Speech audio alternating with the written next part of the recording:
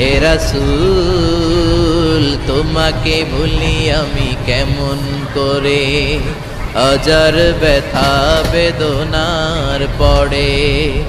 ফিরে আসনি তুমি আপন ঘরে, দিনের আলো তুমি ছড়িয়ে দিতে, চলে গেলে মদিনায় মক্কা ছেড়ে। হে রাসূল তোমাকে ভুলি আমি কেমন করে, হে রাসূল তোমাকে ভুলি আমি কেমন করে।